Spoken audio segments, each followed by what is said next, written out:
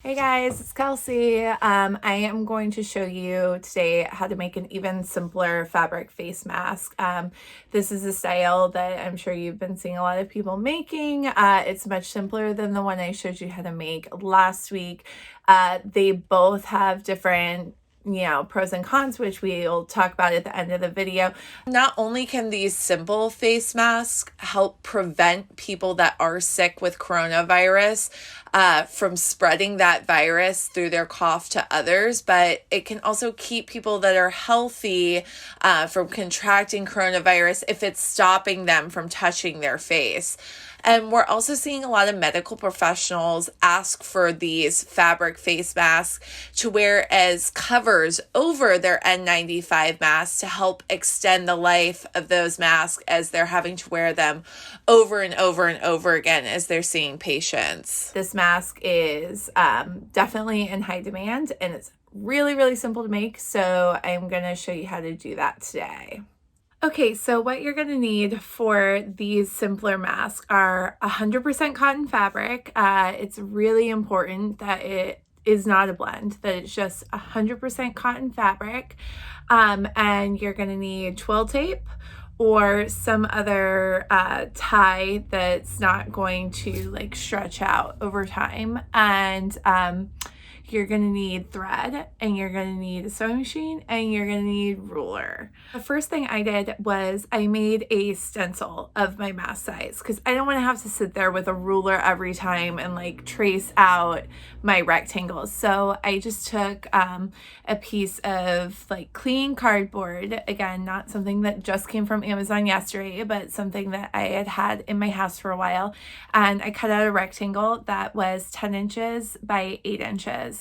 And then I just laid out my fabric and I traced that rectangle over several times. And I just, made sure the first one that I laid down was lined up with the grain of the fabric. And then I was kind of able to just build the next ones off there.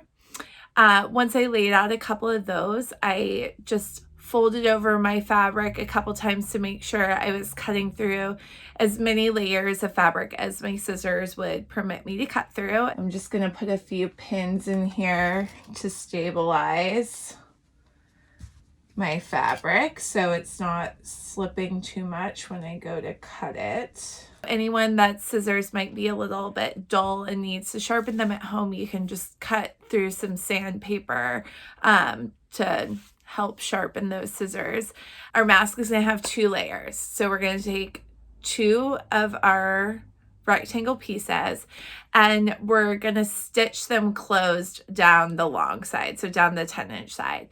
If you have a serger at home, definitely use it, but a home sewing machine is fine too. I'm not using an iron for this project. It's just going to be too time consuming to go back and forth between the sewing machine and the ironing board, so I am using an awesome cheat of finger pressing. So I am taking my seam allowance and I'm using my fingers to press that seam allowance toward one side. So I'm doing that on both the long seams.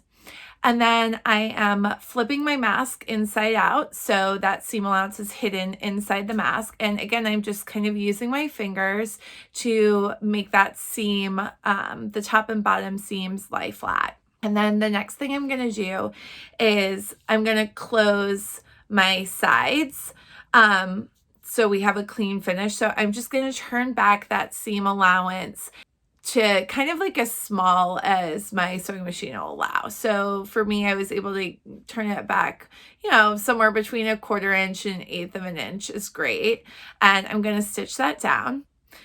And once I've done that on both sides, now it's time to finish off our mask. I'm going to grab some tape and I'm going to mark 3 inches on my sewing machine from the needle toward the inside of the machine. I'm going to take my twill tape next and I'm going to measure out each piece of that to be 39 inches. I'm going to take one of those twill tape pieces. I'm going to measure out 18 inches, and that's how long the tie is going to be on the top. And I'm going to take that twill tape and I'm going to put it into the seam allowance and flip that seam allowance over to cover it. So we're basically making a casing that this twill tape is going to be inside of. I'm going to start by tacking back and forth several times at the top, like horizontally, to lock that twill tape in place. And then I'm going to pivot my fabric, lift up my sewing machine foot and pivot my fabric, and I'm going to sew all the way down the length of the mask, creating a casing. So I'm not sewing through the twill tape, I'm sewing with the twill tape to the side of the needle. And once I get to the bottom, that's when I'm going to pivot again, and I'm going to use that 3 inches that I marked out. I'm going to pull the twill tape until I get down to 3 inches, and then I'm going to tack the bottom in place. So that way that gathering is in there permanently. And then I'm just going to do the same on the other side, and that's our finished mask. Here's the finished mask on. So you can see it like covers the face pretty good. It's pretty tight in there. And I've got it tied back around my head. I was talking to a medic the other day that was telling me like the proper way to actually wear a mask with these ties, if you're female or have long hair, is to put your hair in a bun, and you can take the bottom strings and tie it over the top of that bun, and then your top ones underneath, just to help even keep it like more locked in place. The key with all these masks is you want to make sure you're not having to fiddle with it or touch it once it's on. So like once it's tied in place, you shouldn't be like touching it at all. So with either style of mask you're making, you want to make sure that like the first one you make, you fit on yourself, and make sure that it fits correctly and you're not having to move it. Because again, it's like touching this mask, touching something else is another way that you could potentially spread germs. So the point of this mask is like really not having to touch your face at all once it's on.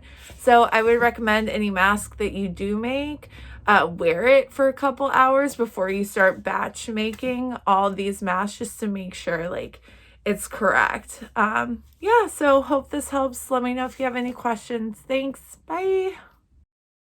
So the best way to wash your handmade mask, according to the medical professionals I've spoken with, is simply to hand wash it in hot water using dish soap and then let it air dry.